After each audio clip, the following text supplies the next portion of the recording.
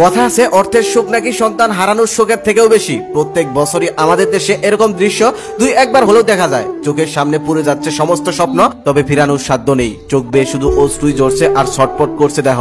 রাজধানীর বঙ্গ মার্কেট হচ্ছে কাপড়ের জন্য বিখ্যাত। এই মার্কেটটি যেন মধ্যবিত্তদের স্বপ্ন।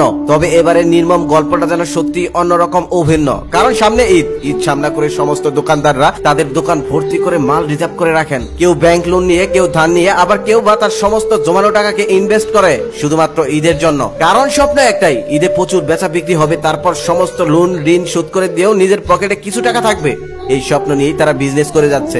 তবে হঠাৎ করেই যেন স্বপ্ন ভেঙে চুরমার হয়ে গেল বঙ্গ মার্কেটের প্রায় 3000-এরও বেশি দোকানদারের। ভিডিওতে দেখলাম ওইখানে থাকা ব্যবসায়ীগুলো চিৎকার করে কান্না করছে, পাগলের মতো ছুটাছুটি করছে, তবে কোনো লাভ হচ্ছে না। কারণ এতক্ষণে সর্বনাশা আগুন তাদের সর্বস্ব ছাই করে দিয়েছে। এই আগুন শুধু বঙ্গ মার্কেট পুড়ল না, পুড়ল অসংখ্য মানুষের স্বপ্ন, পুড়ল অসংখ্য মানুষের বেঁচে থাকা, পুড়ল অসংখ্য মানুষের